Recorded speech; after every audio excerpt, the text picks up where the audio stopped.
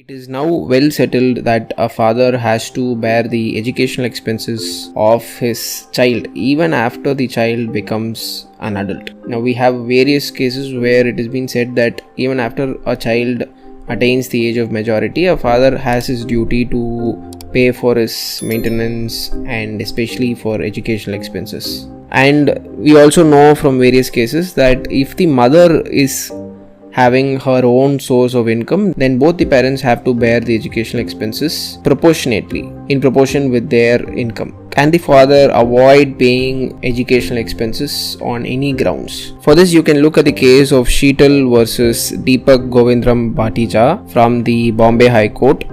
The case number is Civil Application number 309 of 2017. The order was pronounced on 17th of October 2019. Here in this particular case, the facts may not be so relatable to all of us. The court observed that the husband need not bear the entire educational expenses because the wife did not consult the husband before making a decision in respect of the choice of university, the choice of education for the child. As you can see in this particular paragraph, it was said that when a ward is being sent for higher education abroad at a relatively young age, which entails considerable expenditure, the concurrence of both the parents, particularly one who is expected to bear the expenditure thereof, would be necessary. The husband certainly would have a right to inquire about the university where the child is likely to be admitted, the course being pursued, the aptitude of the child in the particular branch of education, etc., which would be relevant factors.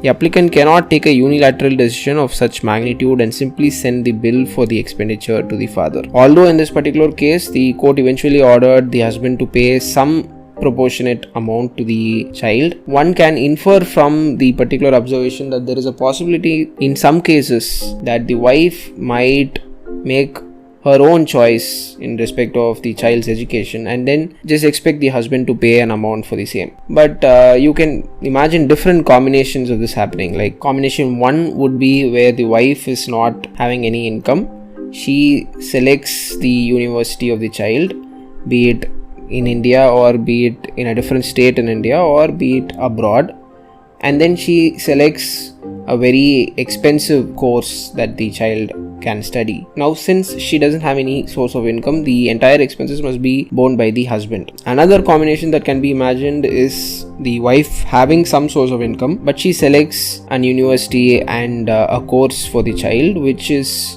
so far beyond the income level of both the mother and the father. Now, there are various combinations like this that you can imagine where the husband might not be able to bear the expenses, especially coming to think of whether the child is really interested in that particular course or whether the particular course is useful, whether the university is one of good quality, and all that must be decided by the two parents having a discussion with one another. But although that is ideal, it is obvious that we cannot expect that in reality. It is not possible.